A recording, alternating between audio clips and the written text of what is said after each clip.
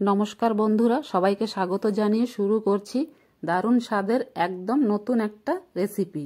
আধা কাপ বেসন আর দুটো সেদ্ধ আলু দিয়ে দুর্দান্ত স্বাদের একটা রেসিপি আমি আপনাদের বানিয়ে দেখাবো। তো সেদ্ধ আলু দুটোকে একটা গ্রেটারের মাধ্যমে এরকম আমি গ্রেট করে নিয়েছি। আলুতে যাতে গোটা গোটা থেকে না যায় তাই একটা গ্রেটার দিয়ে গ্রেট করে নিতে হবে। তো আমি এই রান্নাটা করার জন্য চা খাওয়ার কাপ মেপে আধা কাপ বেসন নিয়ে নিয়েছি আর দুটো সেদ্ধ আলু নিয়েছি। প্রথমে আমি একটা চালনির মধ্যে বেসনটাকে ঢেলে ভালো মতো চেলে নেব। এইভাবে করে চেলে নিতে হবে, কেননা বেসনের মধ্যে গোটা গোটা থাকে, তাই বেসনটাকে চেলে নিতে হবে। বেসনটা চালা হয়ে গেছে। প্রথমে আমি এর ভিতরে দিয়ে দেব আধা চামচ হলুদের গুঁড়ো, আধা চামচ জিরের গুঁড়ো, আধা চামচ আদা বাটা আর দিয়ে দেব আধা চামচ কাঁচা লঙ্কা বাটা। এখন দিয়ে দেব স্বাদ মতো নুন আর এর সঙ্গে দিয়ে দেব কিছুটা ধনেপাতা কুচি। দিয়ে এইগুলোকে ভালো মতো বেসনের সঙ্গে মিশিয়ে নেব। তারপরে আমি অল্প অল্প জল দিয়ে একটা ব্যাটার তৈরি করব। এইভাবে অল্প অল্প জল দিয়েই গুলে নিতে হবে, কেননা এর ভিতরে গোটা গোটা থেকে যাবে, আর গোটা গোটা থাকলে পরে মিশ্রণটা বানাতে দেরি হবে। তাই এরকম অল্প অল্প জল ঢালতে হবে আর মিশ্রণটাকে তৈরি করতে হবে। তো এইভাবে আমি একদম পাতলা করে একটা মিশ্রণ তৈরি করে নেব।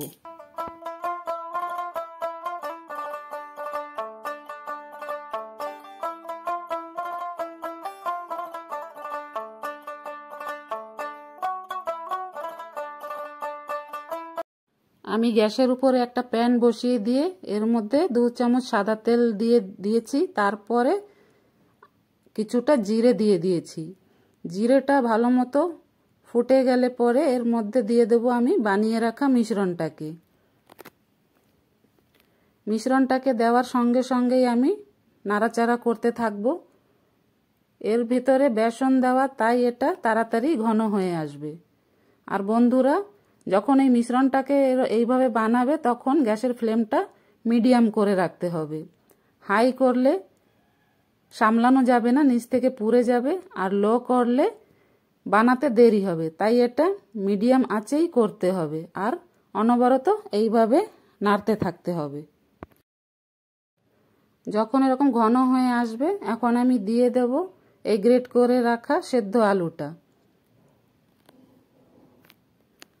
আলুটা দিয়ে আমি এইভাবেই নাড়াতে থাকবো। অনবরত এইভাবে নাড়াতেই থাকতে হবে। যখন এরকম দেখা যাবে যে এই বেসনের মিশ্রণটা এরকম তাওয়া ছেড়ে দিচ্ছে, তখনই বুঝতে হবে যে এটা রেডি হয়ে গেছে। তো এখন এই পর্যায়ে এটাকে একটা থালায় তুলে নিতে হবে।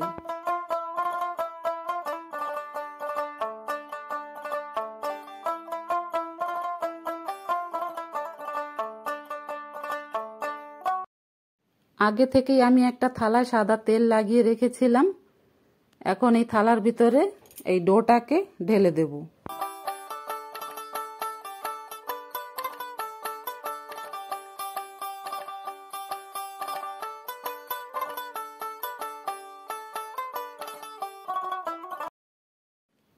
আর এরকম গরম গরম এই ডোটাকে চেপে চেপে একটা শেপ দিয়ে দেব।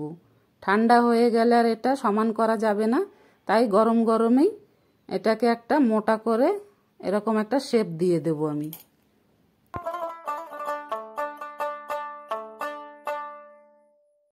এখন এই ডোটাকে পাশে ঠান্ডা হওয়ার জন্য রেখে দেব। আর আমি তরকারিটা রান্না করার জন্য বাকি জিনিসগুলো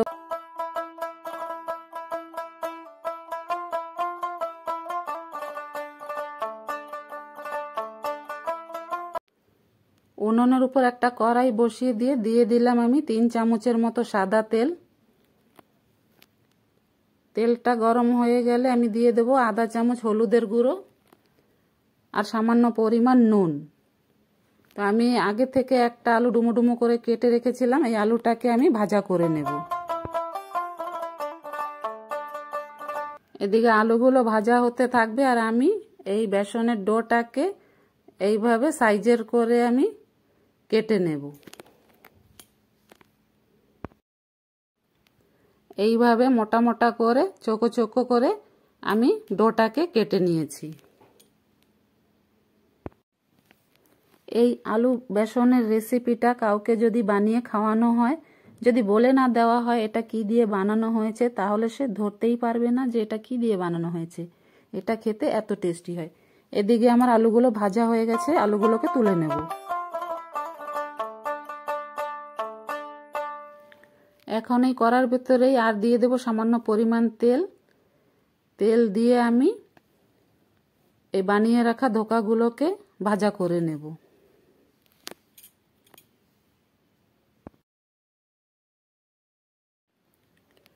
এই আলু বেসনের যে ডোটা বানানো হয়েছে, এই ডোটা আমি যেভাবে বানিয়েছি এইভাবে যদি আপনারা বানান তাহলে একদম পারফেক্ট হবে। এই দেখুন আমি বানিয়েছি, এত নাড়াচাড়া করি তাও এগুলো খুলে যাচ্ছে না। বানানোটা একদম পারফেক্ট হয়েছে। এইভাবে আমি ধোকাগুলোকে ভেজে নেব।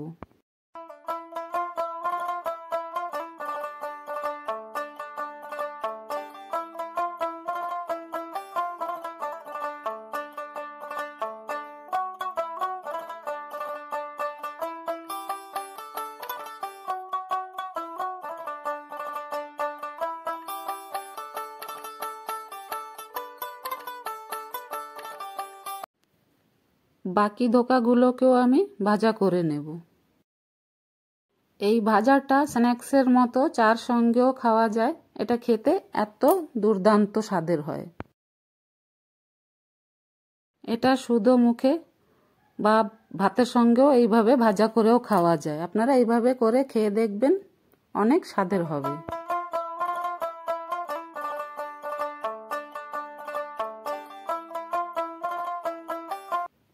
এই তেলের ভিতরেই আমি কিছুটা সরিষার তেল দিয়ে দেব।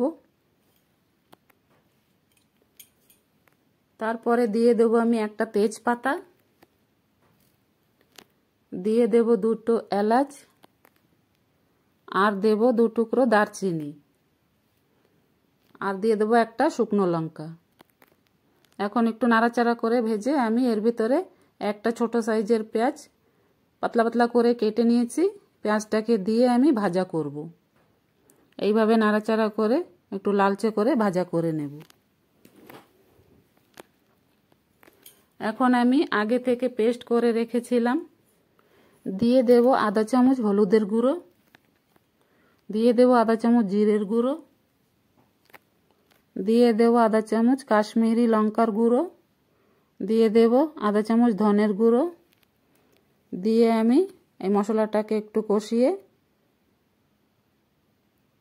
এর ভেতরে দিয়ে দেব আমি একটা টমাটার পিউরি, আধা চামচ আদা বাটা, আধা চামচ লঙ্কা আর রসুন বাটা দিয়ে আমি এই মশলার মধ্যে এই পিউরিটাকে ঢেলে দেব।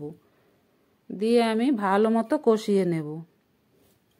এইভাবে আমি 2 মিনিটের মতো এই মশলাটাকে কষাবো।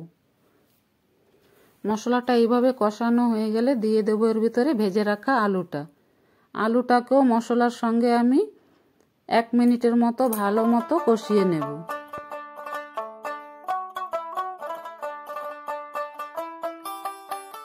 আলুটা মশলার সঙ্গে কষানো হয়ে গেছে। আমি আগে থেকে জল গরম করে রেখেছিলাম, এখন অ্যাড করে দেব কিছুটা জল। আলুটা মশলার সঙ্গে কষানো হয়ে গেছে, আমি গরম করে রাখা জল কিছুটা জল এর ভিতরে অ্যাড করে দিয়েছি। অ্যাড করে দিয়ে এইভাবে একটু নাড়াচাড়া করে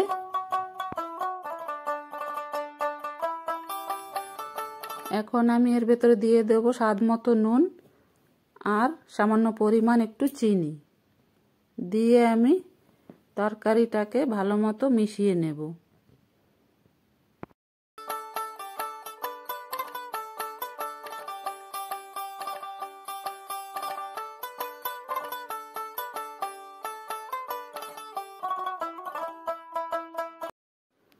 মিশিয়ে নিয়ে তরকারিটাকে 6 থেকে 7 মিনিটের মতো ঢাকা চাপা দিয়ে আমি রান্না করব। তো আমি 7 মিনিট পরে ফিরে আসছি।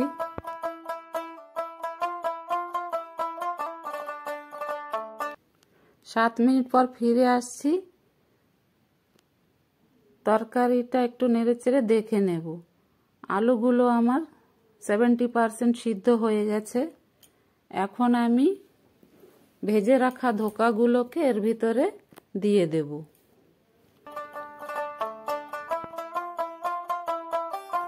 দু মিনিট হয়ে গেছে। তরকারিটাকে আমি একটু নাড়াচাড়া করে দিচ্ছি।